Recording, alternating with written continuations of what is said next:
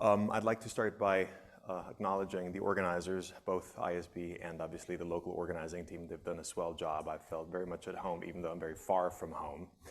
And as Mark was saying before, I'm going to try to tackle the topic of bilingualism from a somewhat different angle, one that you might or might not be familiar with. I will, spoiler alert, be talking a lot about superheroes. Some of you might have seen people walking around in capes, at least at one presentation, so I will definitely build on that and see to which extent we are dealing with a special kind of superheroes when talking about interpreters in particular, but perhaps it's broader than that and it extends to all the translating professions. Bilingualism, and I think the program and the different keynotes are a testimony, a good testimony to that, can be tackled from very different vantage points. You've seen their presentations on educational aspects, cognitive aspects, social aspects, and so on and so forth. The aspects I want to highlight are slightly different because I want to look at bilinguals through the lens of interpreting and translation, through a professional lens. Before doing that, I'm going to try to take a straw poll because one of the most difficult things when talking to an audience you don't know is making sure that you're pitching it right. So my question to you, if you could play along by show of hand, indicate how many of you would consider themselves quadrilingual, how many of you speak 4 languages, and I'll take the ones who speak more than that into that group. Okay, so we have a few. All right, impressive. Okay, any trilinguals in the room? 3 languages? Many hands going up. All right. Bilinguals, 2 languages. Not surprising, we're at ISB after all, right? Any Americans in the room? Sorry, no. I am joking. The American Census Bureau tells us that 1 out of 5 Americans is bilingual, does consider themselves to be bilingual, which is, however, quite a bit lower than the almost 1 out of 2 worldwide, depending on which statistics you go by. So, a fascinating object of study. I am talking to a room filled with extraordinary people. I'm talking to people who, according to at least this little thing I found on the web, are wealthy, healthy, they're wiser than others, they're high-performing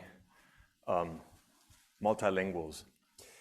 We'll see the extent to which all of this applies, particularly in a context of superheroes, the superheroes that might be bilinguals, and we'll see to which extent we want to qualify interpreters as being some special sort of superheroes.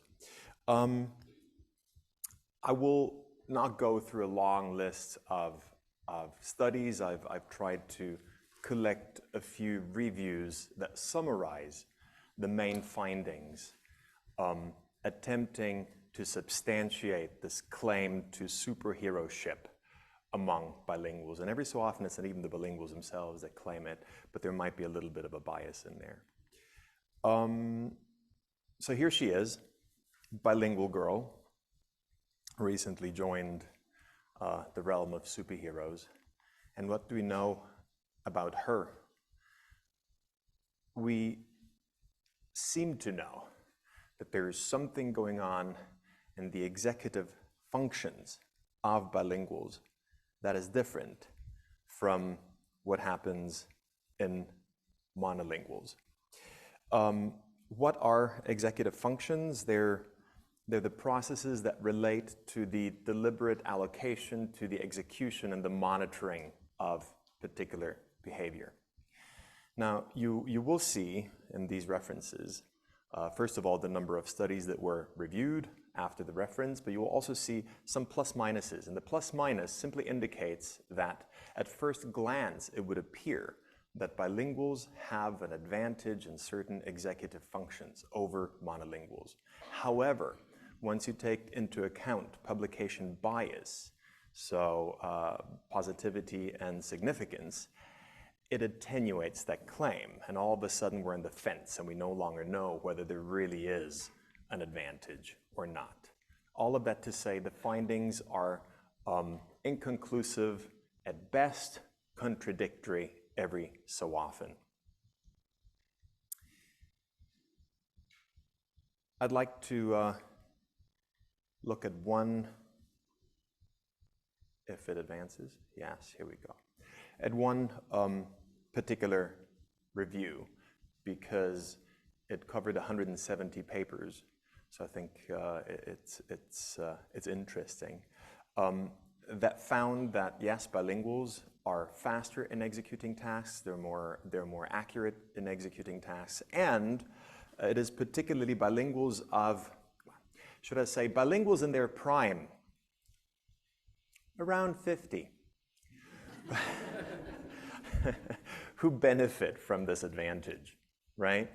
And yet, just to illustrate the fine-grained differences that you might find when testing this, I attempted to illustrate or to exemplify the tests that are often used to get to such conclusions.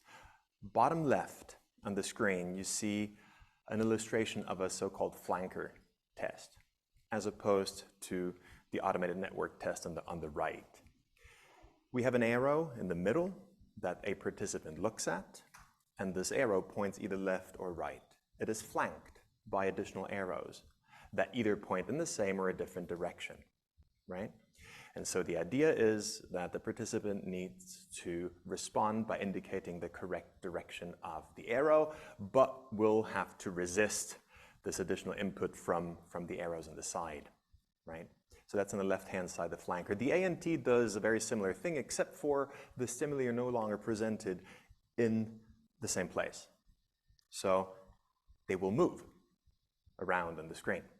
Here's the incongruent condition, where you have the arrows pointing in different directions. And there is also a neutral condition where you don't have arrows, and that should make answering relatively straightforward. Now, interestingly, bilinguals do not outperform, so it seems, more often than not, monolinguals in the flanker test. They do outperform monolinguals on the ANT. So it is this orientation of attention that bilinguals seem to do better than monolinguals. And it's at this fine-grained level that the superpower might reside in bilinguals as opposed to monolinguals. Let us move on from bilingual girl to interpreter girl. Let us see. Interpreter girl, where is she? Here she is. Question: how many here in the room have ever interpreted themselves, have found themselves in a situation where they had to interpret for somebody? All right. Okay, good. How many in the room would consider themselves professional interpreters? So you're trained or not, but you're a professional interpreter. This is something you do day in, day out. All right, we have a few of those as well. Very good. For those who do interpret professionally, and perhaps even for those who don't, but who've done it before, what would you think your superpower as an interpreter might be? Did you ever feel like, you know what? I feel like because I'm an interpreter, I have this particular superpower. Or people tell me, gosh, there's this one thing that you do that nobody else I know who's not an interpreter, who doesn't interpret, is able to do. Anything? Speak up, please. Working memory. You have extraordinary memory. Yes. Okay. Yes.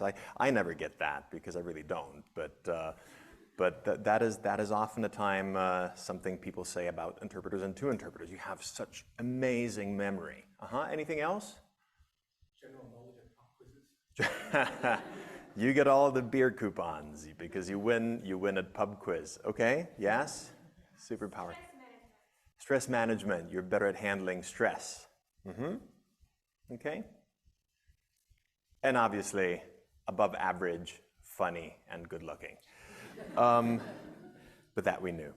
For all those who are not that familiar with interpreting, even though many of you are, I'm going to very briefly take you through what it is interpreters do, because I think it's very important to get that grounding right before we delve into some of the studies that we've run. So interpreters talk a lot, among other things.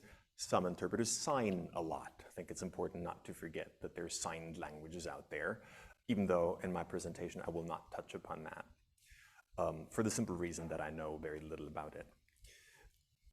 Let's start with consecutive interpreting, and I have a very short snippet to illustrate what that is all about. I want to extend my welcome to the Emir of Kuwait.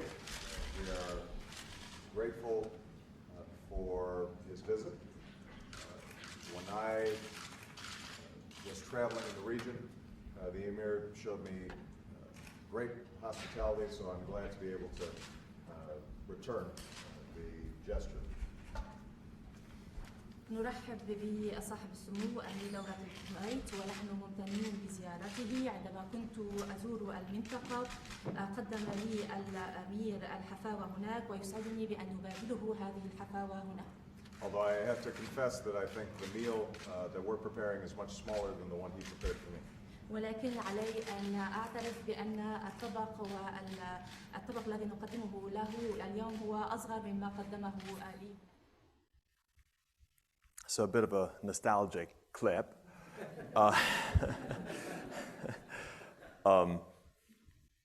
You will have seen that what the interpreter does is she listens to a message produced orally, verbally, processes that message, and that will be the first stage of processing, and then the interpreter will reactivate the memory trace of that and produce something in a different language, right? You will also have noticed that the interpreter uses an additional means to supplement her memory.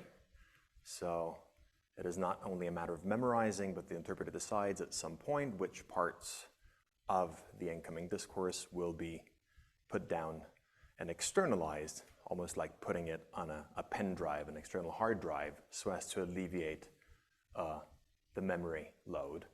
And eventually, looking back at her notes, she will be able to reintegrate that and upload it from that notepad into production. All right, that's relatively straightforward. You will notice that at no point in this little graph did I indicate when transfer takes place, right? Where does the translation happen? And I think that's a very tricky question that we're still grappling with. Where does the actual translation happen? Where do we go from one language to another?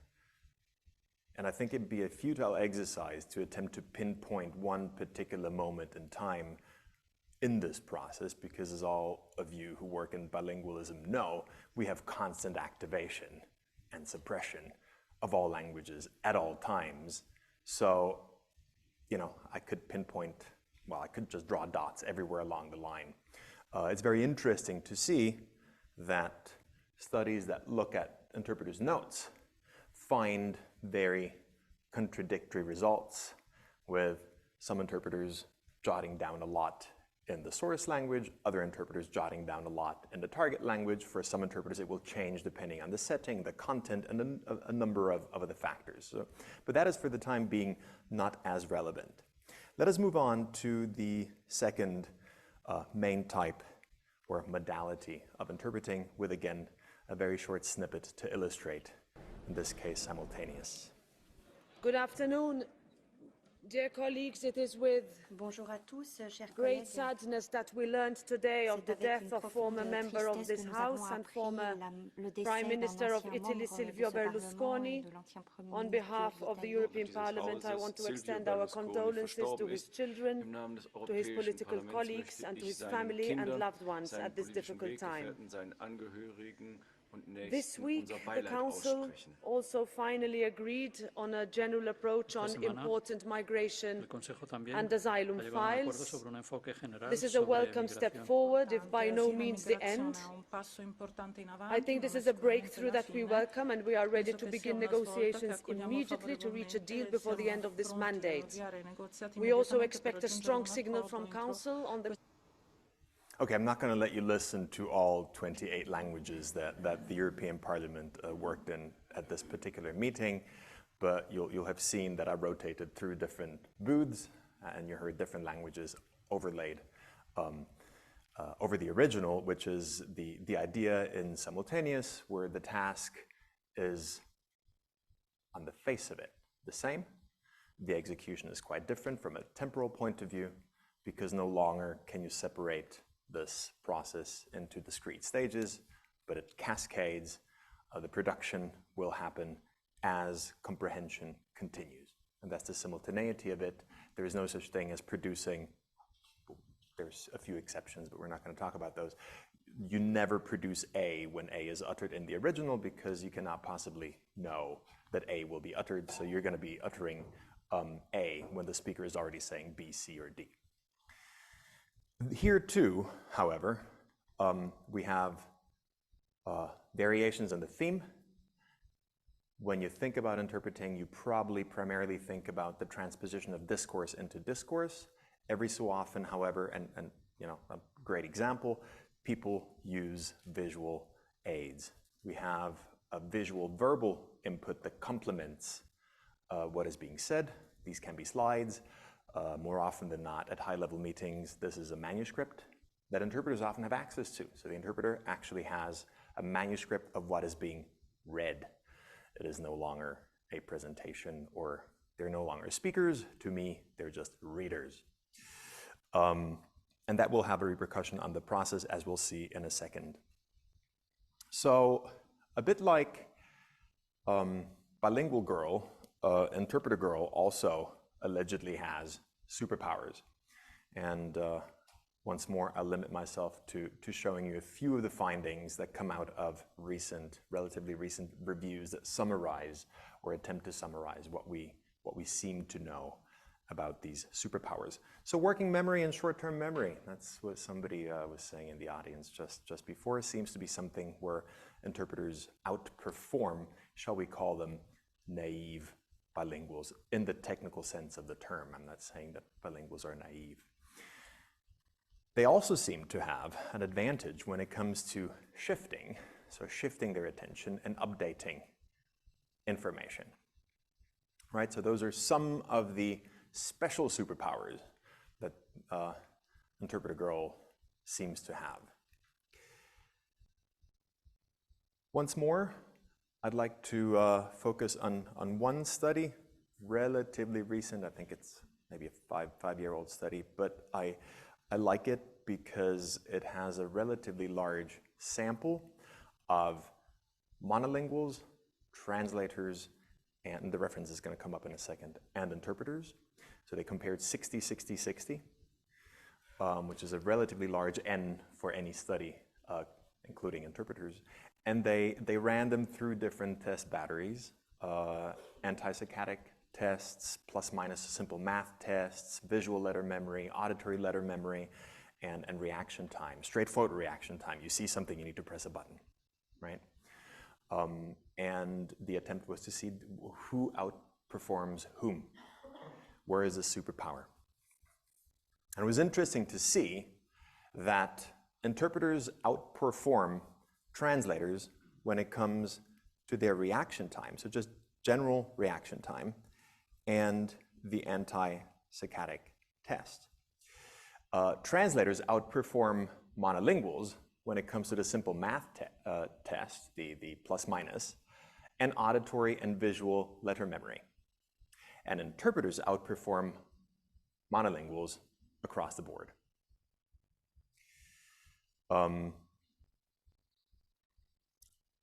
It might not be surprising. I don't know if anybody here works in the neurosciences. Even if you don't, I strongly recommend you sit in on Alexi Hervé-Adelman and Laura Babcock's presentation that is coming up soon.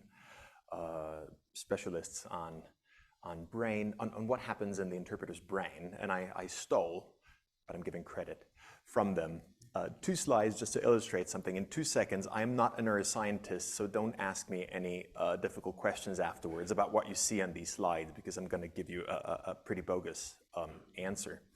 But they found that both in terms of functional imaging, which is the kind of brain imaging that tells you what happens in real time in certain areas, and structural imaging, which tells you how the brain is made up, there are changes that happen to interpreters. So once you've become an interpreter and you interpret for a certain amount of time, not only do you activate certain areas in your brain that monolinguals or bilinguals don't, but it even changes the makeup of your brain. Period. That's what neuroscientists can say. They can't say much more because that's what they're interested in. What I'm interested in is to see whether a particular superpower that I have been told about ever since I started getting interested in the field of interpreting, whether that exists. So here's another trivia. Apparently, interpreters know everything about everything, and that's why they win at pub quiz. Here's a trivia question for you. Who is this? Dr. Strange, yes. Very good. What is Dr. Strange's superpower? You weren't expecting that at 9 o'clock on a Thursday. What is Dr. Strange's superpower? Anyone? Don't Google it. Yes, he manipulates time, among other things. He's the Sorcerer Supreme, I understand, and he has this superpower of traveling up and down the timeline. In other words, he can see the future, right? And this is one superpower that has been ascribed to interpreters, I want to say since times immemorial, but at least, for the past 50, 60, 70 years, when we've started having some scholarly writing on interpreting, this is something that is claimed. Interpreters predict. Why do interpreters predict? This is a German sentence. Why German? Because German, every so often, not across the board, is subject, object, verb for the subordinate clauses. Japanese is subject, object, verb, like all the time, but my Japanese is relatively rudimentary, so I thought, I'm going to go with German. And this sentence in the gloss reads, I assume that the parties, the draft, after thorough consideration, adopt, right? You want to put that into English in real time, you'll see the problem. The problem is that you need a main verb to work with, because English is relatively rigid in the word order it affords, and it wants the verb early on. So the option of just waiting until you hear the verb, which is the first scenario here, is not viable. It's not viable because you accumulate 6, 7, 8, 9 seconds of delay, and you cannot store that much in memory. So you'll lose information. So you'll have to start earlier. If you start earlier, I assume the parties what? You want a verb, right? And so interpreter lore tells us that interpreters are just really good at looking into the future and anticipating and predicting what is coming up. And that's what we have been trying to, shall we say, corroborate or see if we can falsify the null.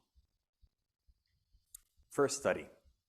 It looks at prediction, so the shifting of attention to something that is in the future, and consecutive interpreting. You remember, consecutive, 2 phases.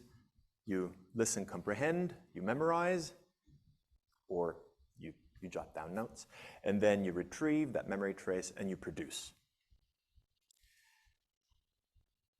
It is often claimed that even in consecutive interpreting, the comprehension process is not akin to the comprehension process in common conversation. That interpreters engage in something we call active listening, an important component of which is predictive, right? So you already attempt to predict what is coming next. That means then that we should be able to test by comparing interpreters doing either one or the other, just listen and comprehend, or interpret consecutively, so listen and comprehend with the purpose of producing an interpretation.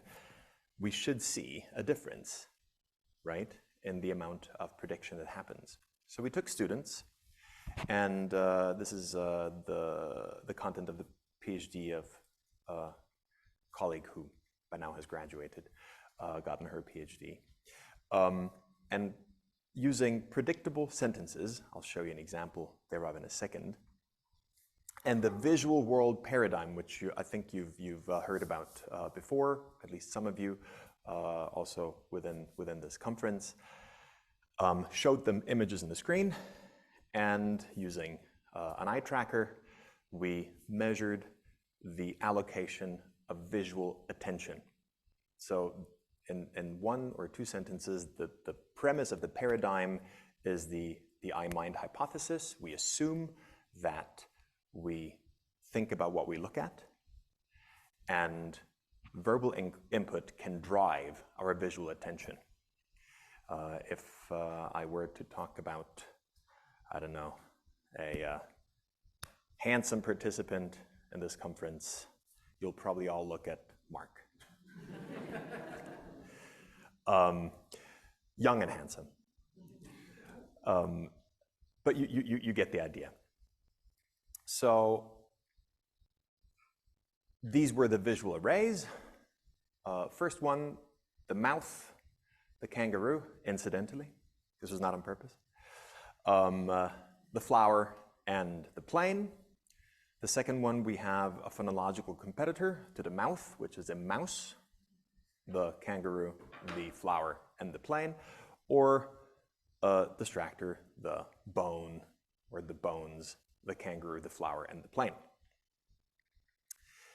The sentences were predictable.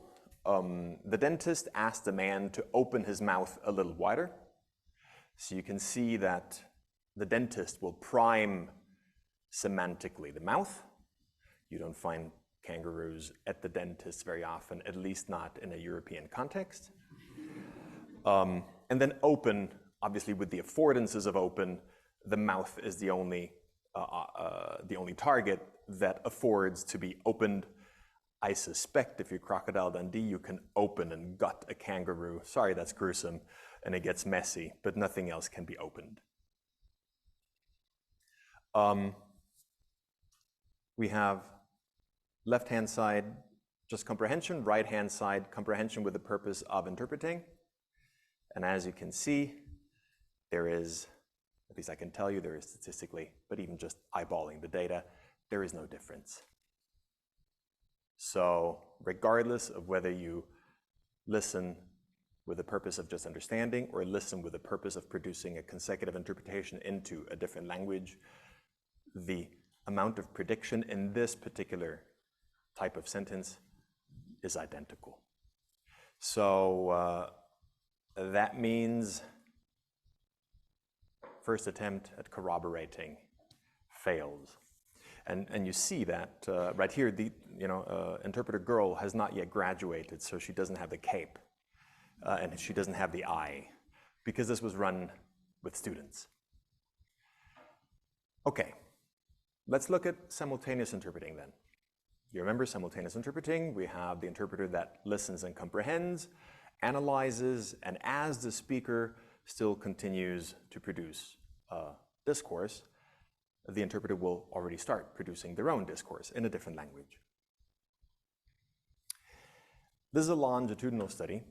So left-hand side, as they started out, we have students before they trained in simultaneous. They don't have their cape yet.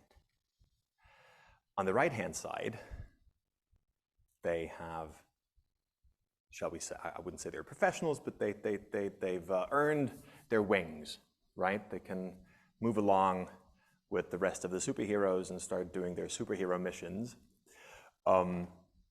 22 students before and after training and interpreting, a very similar setup, a very similar paradigm. Now, however, they're asked to interpret simultaneously sentences such as, the traveler went to the desert because he wanted to ride a camel and go exploring. Then it was obviously for experimental reasons, we also had unpredictable sentences in there to mix it up and not only have target sentences.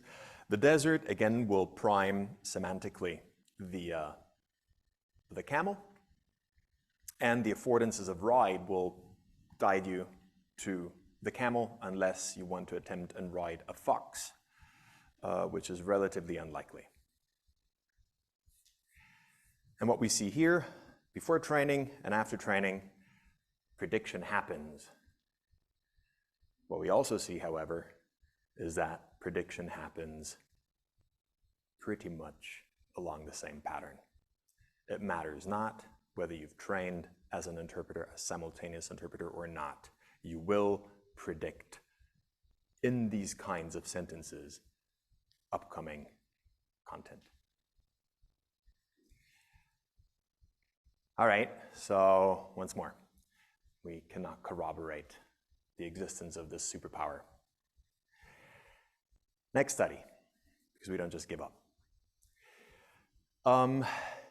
Again, prediction in simultaneous interpreting. Take it down a peg or two. Go into this perhaps looking at the very basics. Now we're going to take professionals. We're not going to take students. Perhaps it's just something that you learn along the way. When you graduate, when you've had 1, 2, 3 semesters of interpreting, that's not enough for you to have developed this anti-krypton or kryptonite superpower. It grows over time, a little like Spider-Man that develops the Spidey sense over time, not the very second he was bitten by the spider. Setup slightly different. Gonna have to explain this. Visual array, 3 images. The images follow a particular rationale. They all pertain to the same realm, in this instance, the aquatic realm, and there is always a smallest object. These are normed. A smallest object, a medium object, and a largest object. In this case, the small object would be the shrimp, the large object would be the whale, and the medium-sized object would be the dolphin. Participants are instructed. They know that it's always going to be the smallest is next to the largest, right? The X is next to the Y. Those are the targets. We use a blank screen paradigm. What is that? It's eye tracking by taking away the visual input at some point. And we know that the eyes will go looking in the real space where the object was. Attention will be allocated back to there. So during the sentence, the context-setting sentence, the woman is at the aquarium, the scene is visible, then it disappears.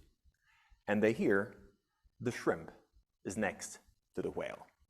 The woman is at the aquarium.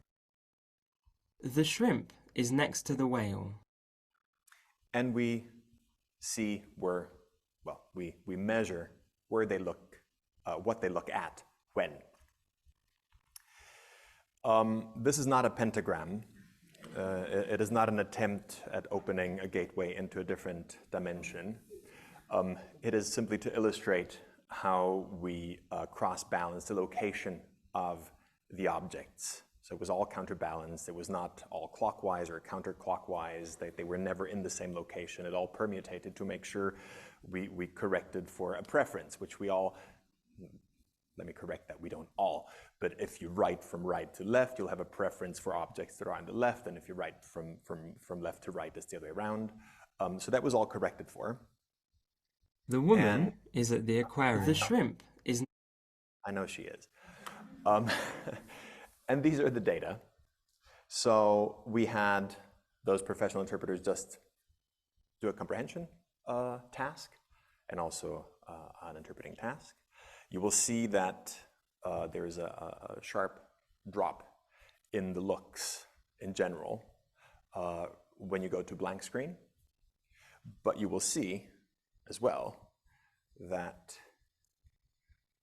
right here, this is the target, the first one, the X, starts becoming interesting before it's being uttered. And right here, you have it cross very neatly, but again, it stops being interesting before the next one comes up, and nobody looks or nobody's interested in the foil, the distractor, the medium size object. This is slightly more complex to understand because we have the X is next to the Y, so that would be the input. And aligned with that, we have just this is where on average, the interpretation came in. The interpretation of the X, the interpretation of is next to, and the interpretation of the Y.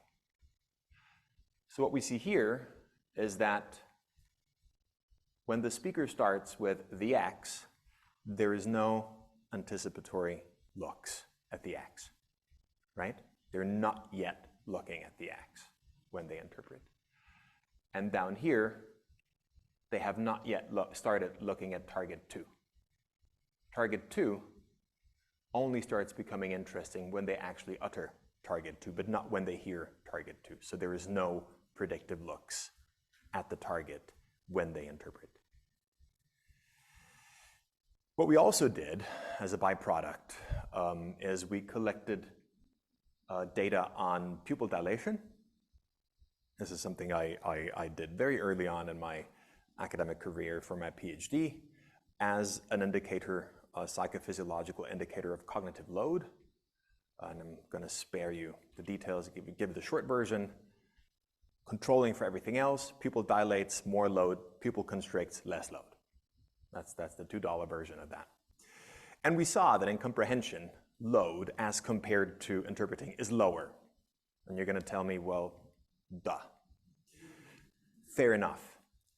But it might help us interpret the data because maybe it is this additional load that keeps interpreters from performing that judgment task, the size judgment that then you need to think about, okay, which one is larger, which one is smaller, which one is medium, and therefore I ignore. And maybe, and this is completely, this is spitballing, but maybe that is one of the reasons. There are not enough resources to perform the judgment tasks that would then lead to predictive processing. So once more, we do not find this type of predictive processing in interpreters. And the last one, before people start holding up the time cards, is one that we ran in a with text paradigm. So you remember I told you that at times, not always, but from time to time, interpreters get a manuscript. So a written copy of the oral discourse that is being presented. We thought we're going to try to transform that into an experimental, at least semi-experimental paradigm. And we worked with professionals, and we took a naturalistic speech. It was Obama's speech at the Brandenburg Gate. Very good speech, by the way. We identified 100 periods of interest, and we created 5 areas of interest, and I'll show them to you in a second. We have the critical segment, we have the segment before the critical one, we have the one after one, we have the sentence after that, and we have the video. So the whole thing looked roughly like this. On screen, the interpreters would see Obama, the video, and underneath, they would have the 10 scenes with the transcript or the manuscript of what he was saying. This is what we measured. When Obama was saying, and you are here, then we wanted to know, do interpreters look at that critical phrase when it's being uttered? Are they going to be looking at what comes next? Will they predict? Will they attempt to look ahead? Will they be lagging behind? Will they be looking at what came before? That is why I'm here. Will they be looking all the way down at the sentence that comes after that? Or will they be looking at the video and say, I don't care about the text? Again, this is just the setup. Was performed on a night tracker. And after each scene, we made sure they had to answer content questions because there was also a comprehension task. So it would alternate. Interpret one, just listen and comprehend one. Interpret one, just listen and comprehend one. So different possible scenarios. And I'll go through this very quickly. We know in reading, there are look-aheads, right? When reading studies tell us that people look ahead as compared to what they actually read, particularly with out loud reading. There's a delay. Interpreting, we know that you will hear B, but you're still saying A, because you're lagging behind in simultaneous. You cannot say A when the speaker says A, right? What happens in simultaneous with text as regards your eyes? Will they be ahead of what you hear? Will they be landing on what you hear? Or will they be lagging behind what you hear? Any guesses? How many of you think that the interpreter will be looking ahead? Hands up. Oh, come on, after everything I told you? All right, how many of you think the interpreter will be looking exactly what they hear? Nobody, one. How many of you think that the interpreter will be lagging behind what they hear? Okay, so it's almost an even split. Well, interestingly, when interpreters, trained interpreters, when they just listen and comprehend, so they read along, it's a read-along exercise, they will look ahead. Their eyes will be ahead of what they hear. When they interpret, they lag behind. Now this might mean, and again, there's a bit of a spitballing exercise here, this might mean that they align their visual attention with their own output. Because after all, they're lagging behind, right? So they might be looking at the part that they're uttering, not looking at the part that they are comprehending, because they're spatially and temporally separate. We're trying to devise a paradigm to actually test that as well. But once more, we come to the conclusion that we lack the corroborating evidence for this superpower. I've talked a lot about superheroes. I've shown you results suggesting that, well, no, interpreters might not have this one particular superpower that is talked about in the literature and in interpreter lore. That, however, I believe should not mean that we need to kick them out of our group of superheroes, and I will start a petition to include both bilingual girl and interpreter girl in the group of our well-known superheroes. The quest to find evidence continues, and I invite everybody here along to join the ride it is an interesting way to find out more about bilingualism.